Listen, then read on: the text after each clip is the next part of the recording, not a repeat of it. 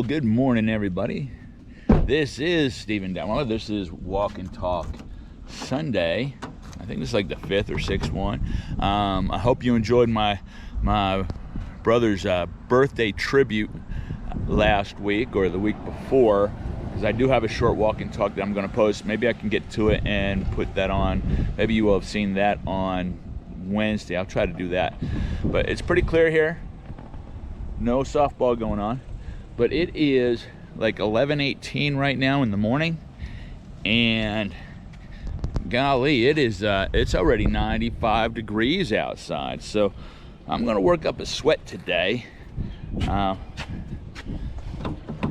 Really doesn't feel that bad right now, but I haven't started walking yet, and I'm gonna stay in the area that's shaded. So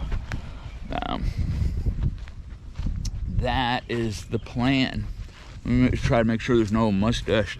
You know, sometimes the mustache hair just does this, and it'll distract you through the whole video.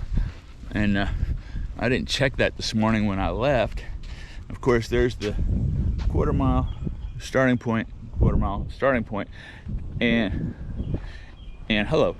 And so that's what we're going to do.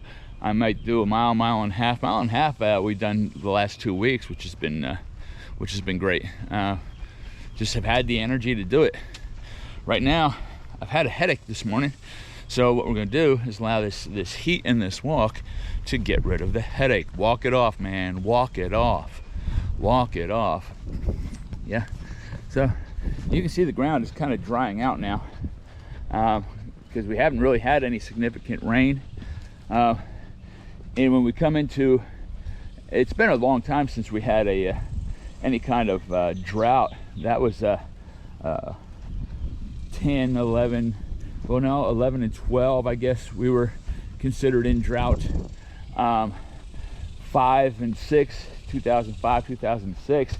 Those were the 2 years when I was working on building my lawn business, 04, 05, 06 into 07, and I just couldn't make a run of it through 07. I had then gotten a job in the oil field, so almost 4 seasons. I did finish out my contracts in 07, so I can say I had my lawn business for 4 seasons.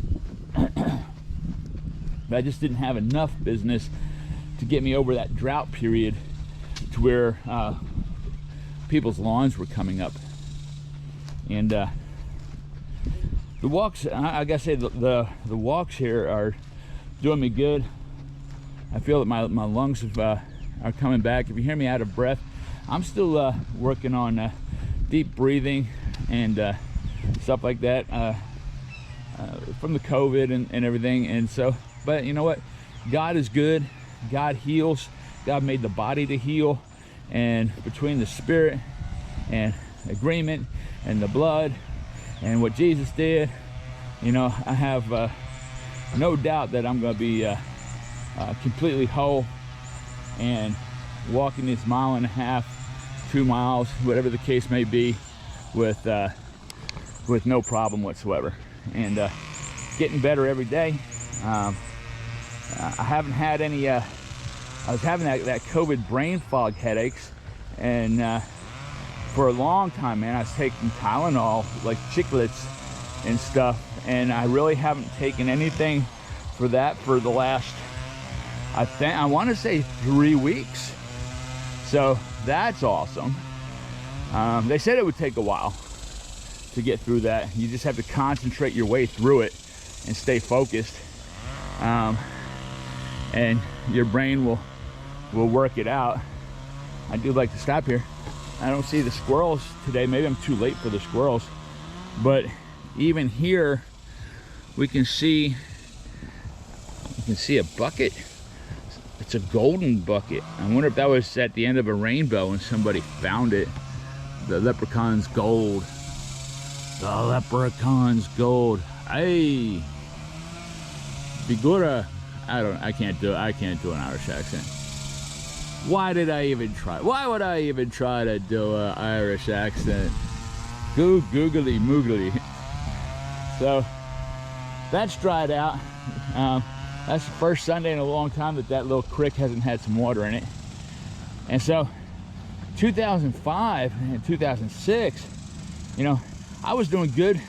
I was getting long business and getting some contracts. I just didn't have enough contracts to get me through to 07, 08. And I'll tell you what, if I had gotten through to 07 into 08, those two, and kept going, I'd probably still be doing lawn business today. That was one of the funnest things I've ever done, is have my own lawn business and trim, cut, grow, fertilize. There's some properties that just were beautiful properties, you know. And one of my desires in life is to buy a hay farm, grow grass and cut it for hay bale, square bale, and for horses. That's just like a desire of my heart. And so, but 06, I still had my horses. Let me see, was it 05? I still had horses on the property. I forget, was it 01? I think it was 01 into 02. I think we were still suffering heavy heat and drought. I had that, where I lived, I had that deep black clay on my property, and a lot of you Texans, you know what that dark black clay is like. And I just remember that it was so dry that the cracks opened up so wide you could lose your baby in them. I literally had to go around the property in the horse pasture and knock them in with a shovel so the horses wouldn't turn their ankles, wouldn't hurt themselves. Now that was drought. I forget what years that was, because I moved off that property in November of 06. So it's hard to put things together when time has passed and you've done so many different other things and everything. That's what was so cool about the picture montage for my brother's birthday, is that there were so many pictures. My sister, she's the keeper of the pictures. God bless her heart. But man, there was most of those pictures I couldn't place the time periods. A lot of those pictures I don't even remember those things happening. But now this is new. I thought this was new. Look at that. I was like, something's different. One of these things is new. One of these things isn't what it was. That's cool, man. That's called situational awareness. But I didn't catch it going the other way, so the situation was I wasn't aware to catch it on the way by it the first time. And good morning. And so anyway, man, that was tough. So we might be going into another dry spell, but if you've lived in Texas for any period of time, that has nothing to do with global warming. It has everything to do with, we live in Texas. That's what it is. I mean, my goodness, we've actually had cool summers and rain. We broke out of drought after the summer of 2011. So for 11 years, 10 years, we haven't been in drought. And our temperatures haven't been significantly in the triple digits. This past month in June, I think Evan was telling me that we're actually going to break a June record for consecutive triple digits. And but that hasn't happened in a decade. So don't tell me this is global warming. This is just Texas. This is just Texas. I don't know if we've actually looked at that view before. It's got that little pond area. I guess that's part of the creek or creek. The Creeker Creek. Yes, it's the Creeker Creek. You know, these walking talks are just what I'm thinking about. And tell me about your memories of different droughts, what years they were at, how hot they were, your experiences in the summertime. Do you go to the beach? Do you got a swimming pool? Do you like to do those things? Obviously, I like to be out in it when I have my lawn business. A lot of cutters, most people in the lawn business are out by like 5 a.m., 6 a.m. in the morning, and they'll work till 2 and get away from and make sure they're heading home before the very hottest part of the day. Whereas I've always enjoyed the heat and working in the heat, and so I would sleep in. I would get out on the road and start going to my places somewhere around 9 a.m. Well, a lot of cutters will be waking up their clients at 6 o'clock in the morning, and at 9 a.m. I'm supposing everybody's already going to be up. And so I would go like from 9 to 5, 9 to 6, 9 to 7, whatever the case may be, and I would enjoy it. I didn't think about the sun damage on my tattoos, but I used to go sleeveless because I loved having a tan. There's another one of those. That's new. Situational awareness. They were having a big free seminar class at Black Rifle Coffee yesterday while I was working on my brother's birthday video. So this is, if you're getting this next week, last night was a week ago last night. Anyway, so it was a carry seminar. It was free, I found out, and I got to contribute. And they said, man, everything I said was like spot on, so that's cool. That was awesome. And I didn't know it was free. I thought I was just butting in on a paid class. But anyway, they enjoyed the input that I had, so that was awesome. And but they're talking about situational awareness and trying to evaluate a video they had, and so I was looking at it, and the people that were presenting the video were kind of surprised that I pointed out things in the video that they didn't even see. So, you know, we all contribute, we all have our talents. Evaluating things is a talent I have, and teaching those things. So, but that was fun last night while I was doing that, working on my brother's video. And so the drought, you know, I love, man, I'd be out on my mower.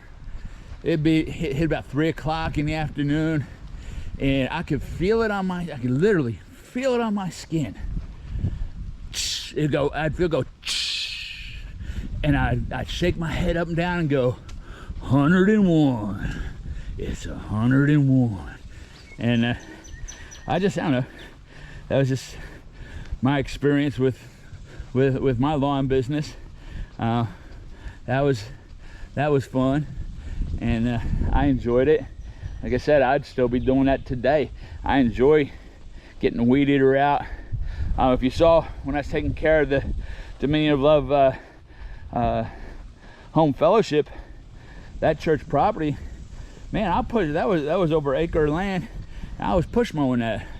I was trimming it. I always made sure it looked good, and I love a lawn that looks good. And you know what is that? It's actually, when you go around, you see people tending to their lawns and their bushes and their trees, and they might have a vegetable garden in the back. What are they doing? They're tending the garden.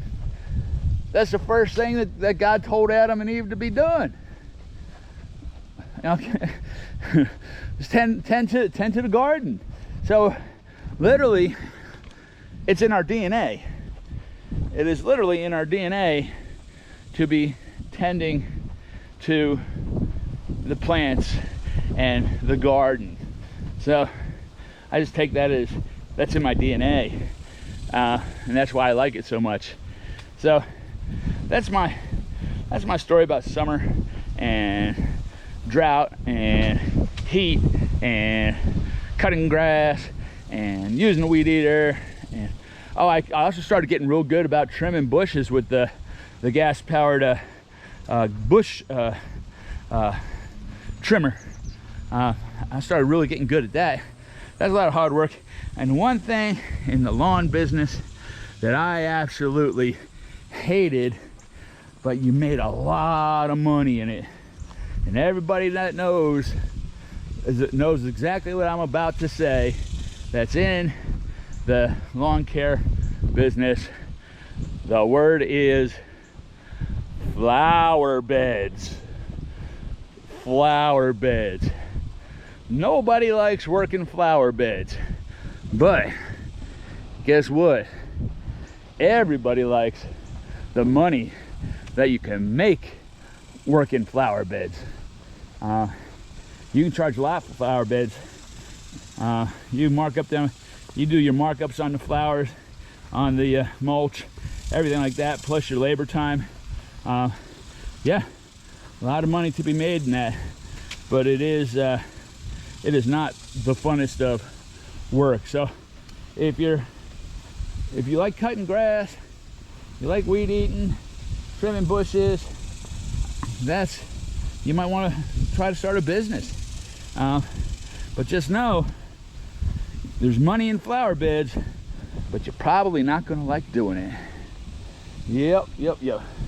So there's some things that have occurred this past week.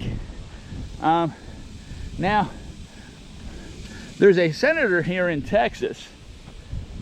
There's no segue into this. I'm just changing the subject. Let's see. Things, okay, flower beds you really don't like. I don't like new gun control legislation and the new gun control bill and the new gun control law. And see, I'm segueing. I'm making a segue because I'm a professional. That's what YouTube videos are all about, is becoming a professional YouTuber, bringing you the information that everybody needs. And so that's John Cornyn, Texas senator, big supporter of red flag laws. He's one of the co-founding members of putting this gun bill together that's now law. Now let me tell you something. I go with the shall not be infringed upon. My opinion, but my opinion lines up with the Second Amendment. Now, the thing that we have to do is, we have armed guards at sporting facilities, sporting events. We have armed guards at judicial buildings. We have armed guards for state senators, state congress people. We have armed guards for governors. We have armed guards for sports personalities. We have armed guards for the federal representatives and senators. We have armed guards for everything that seems to be very important in every venue, but it doesn't seem that armed guards are important to be in schools. Now, let's get this straight. Joe Biden was either the lead senator or one of the lead senators on the gun-free zone laws that came out in 1990. Okay? After declaring gun-free zones, schools being a big part of that, well, you know what happened? Suddenly, crazy people who can get their hands on guns, that are mentally unstable, that you can, people, you don't understand, you can get guns not legally, and criminals will always be able to get guns not legally. The only thing gun laws do is stop legal, good citizens from having the wherewithal to protect their society, their families, their neighborhoods, their neighbors, themselves from evil. And as the founders put it, we are supposed to be so armed that we should be able to stop any government of tyranny, both foreign and domestic. That's the purpose of the Second Amendment. And we need to keep all the rights of the Second Amendment and all what the Constitution allows for and disallows.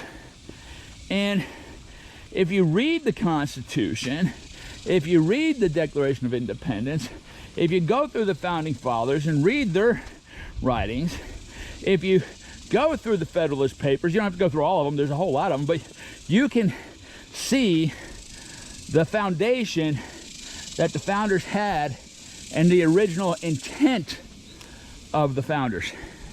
And that's what we need to get back to.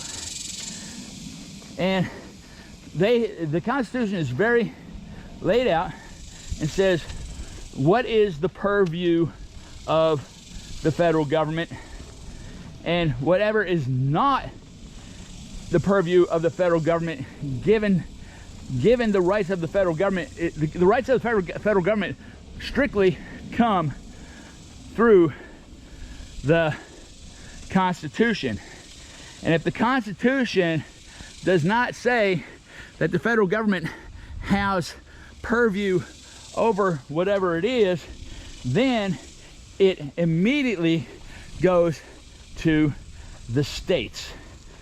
And now that's where we're getting to the abortion law. I don't want to say law, the constitutional rule, the inaccurate constitutional ruling of abortion that said abortion was a right. There's nothing in the Constitution that makes abortion a constitutional right.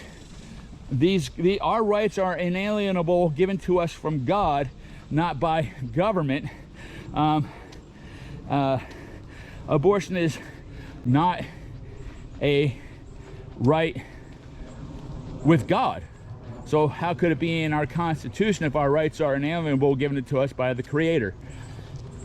Okay, we have hit a mile, so we'll do a mile and a half. I am working up a sweat, but that's good. Headache's gone. That's good. Walk it off, baby. Walk it off. And so, you know, we're having this conversation.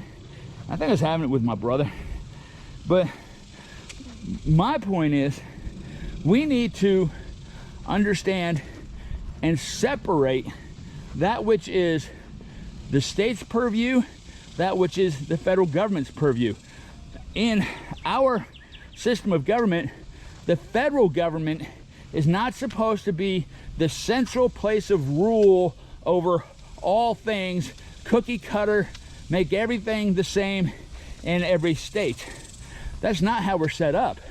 The federal government's supposed to have very limited powers over the population. We, the people. Representatives The senators, representatives are supposed to stop calling them lawmakers. Stop calling them lawmakers. They're supposed to be representatives that protect us from laws being made. Because federal laws that continue to be made now gives a greater overreach for the federal government. Our nation was never, our union was never created to be everybody the same, every state the same. Federal government has very limited powers. They have very limited scope of what they are supposed to be doing, and representatives are supposed to represent we the people to make sure that there is no laws being made that would encroach upon states' rights and people's rights in this country. And so, of course, you know, the devil always deceives and switches things around, and he knows the power of words. So then all of a sudden, the term, the lawmakers. Well, the lawmakers in Washington, D.C. say, and the lawmakers, no. There's only one lawmaker, and that's God. All right? And our representatives are supposed to go to Washington, D.C. to make sure that inappropriate and quantities of laws aren't just pouring out of Washington, because the Fed really doesn't have the purview to do that based on our foundation. So all that happened with Roe v. Wade was a correction, a proper correction in, is abortion a constitutional right, or is it under the purview of the states and the states' governments and the people of those particular states? That's all it has come down to, is the fact that there was an improper ruling making a constitutional right that was not a constitutional right. And all that decision this week was put the rights of the states back in place. Now, yes, are there states that have, man, they have shotgun laws with triggers ready to be pulled to, now this is not a violence thing, but that's what some of these laws are called, are shotgun laws, that they'll immediately go into effect if Roe v. Wade is overturned. So don't get me on that, Google. I wasn't promoting violence. I was just saying this is what it's called. I'm just stating that they call them that. So, and I think, is it Missouri? I think it was Missouri that has just implemented their abortion laws like the day after the decision. And so, and there's I think 10 other states that are going to follow. Now, all right, now everybody's crying, well, can't have abortion laws, can't have abortion. It stopped all, it didn't stop all abortion. That ruling, Roe v. Wade, the overturning of Roe v. Wade, absolutely has not stopped all abortion. All right, there, for those that want to fight against abortion, your work's not done. It's just begun. Celebrate the fact that the court did the right thing in ruling in the fact that abortion is not a constitutional right. That's what they did. That's all they did. They didn't say you can't have an abortion. They didn't say you can have an abortion. They said it's not a constitutional right, which puts it in the purview of your state. There are states that certainly do allow abortion. There are states like Texas that's working towards the abolishment of all abortion. I think, like I said, I think Missouri is the one that had their abortion law just kick in right away. But if you don't if you don't like the state that you're in, where we the people, the populace of the people, have put in the representatives that pass the laws that stop all abortion, then you got two choices. Move to a state that does allow abortion, or continue to live in the state you're in and keep building up your point of view, speaking your point of view, getting people elected that have your point of view, and have them pass new laws. That's the choice. That's the whole big experiment about this country. All states are not supposed to be exactly the same. They're supposed to be different, based on the population, based on we the people, based on individuality, based on beliefs. And that's the purpose of how our union has been developed. But we have had so many decades now of the encroachment of the federal government, which is supposed to be very, very small, very, very low taxes, okay, where the money stays in your state and the people of that state take care of themselves, and the government, the federal government, takes care of foreign affairs and then has representatives to make sure that the federal government does not grow and encroach and bring tyranny upon the people of the states. That's the foundation of our nation. And like, there's a big movement here in Texas about succession. We do have representatives that have started and are having the serious conversation of what would that actually look like if we were to separate and once again be the great Republic of Texas on our own. We have the resources to be our own republic, our own country once again. It's just, what do we do about entitlements? Now, like one representative says, now in terms of Social Security, and you've paid into it all your life and stuff, there should be no problem collecting your Social Security, because many Americans that are on Social Security live in other countries and they still collect their Social Security. He said, so that should be the same thing. And you got to realize the amount. People say, well, Texas won't survive because we wouldn't have the money. Do you know that we get a fraction back from the federal government of what we send to the federal government as a state? We financially would actually be doing better as a country on our own financially than we are now, based on what we allocate to the federal government and what the federal government allocates back to us. And so there's a lot of good reason, but then we have to say, okay, what are the checks and balances? What do we put into place to hold the conservative line here in Texas that developed that? Is it total freedom of speech?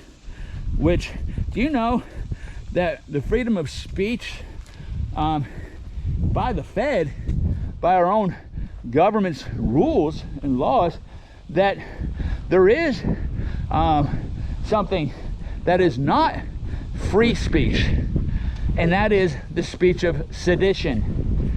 The speech of sedition. And there's been so much seditious speech. Oh wait, I gotta go all the way to it, so make sure I get my mile and a half. But those are conversations great states need to have. The Texas for 2 decades now has been the economic driving force of jobs, economic prosperity for the nation for the last 2 decades. And so, that being said, we need to take a look at that.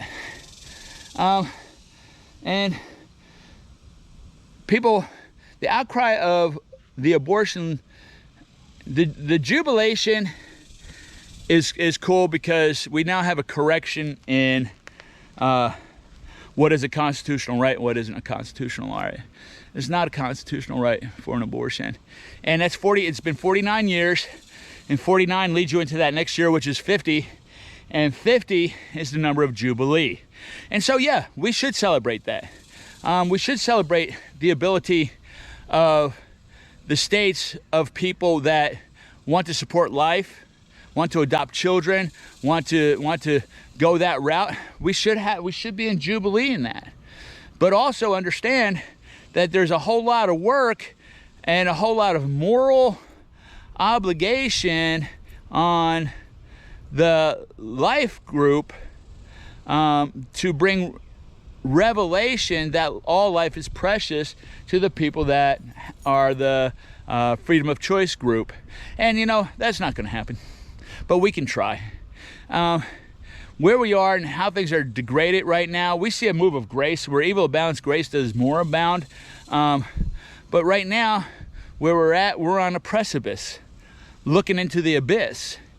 And basically, when society around the world gets on that precipice, looking into the abyss, that's the true sign that the coming of Jesus is happening, that the rapture of the church, the catching away of the church out of here, going to the wedding supper of the Lamb, is very shortly upon us.